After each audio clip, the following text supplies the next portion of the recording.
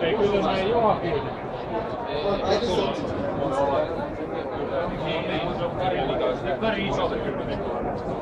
No niin, Marianne Kittilä.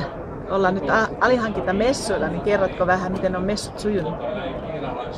No messut on sujunut ihan perinteisesti, että asiakkaita on käynyt, olemassa olevia asiakkaita, nykyisiä asiakkaita hyvinkin paljon. Eilen esimerkiksi oli hyvin vilkas päivä ja tänäänkin on käynyt mukavasti.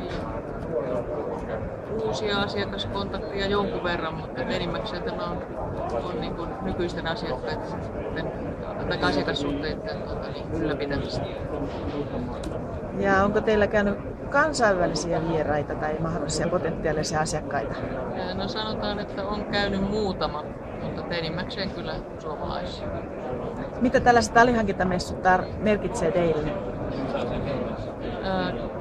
Kyllä se on, sanotaan, varmaan se suurin anti on siinä, että pystyt 3 päivän aikana tapaamaan asiakkaita.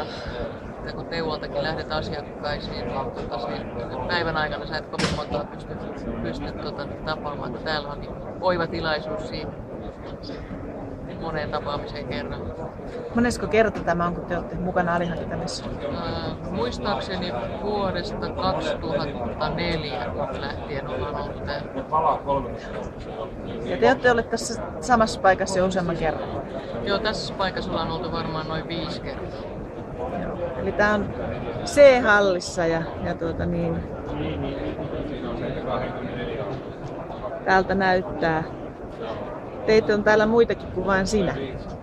Joo, meitä on täällä meidän myyntihenkilöt kaikki paikalla. Eilen oli osa porukkaa, joka on nyt lähtenyt pois ja sitten toimitusjohtaja oli siis ekana päivänä.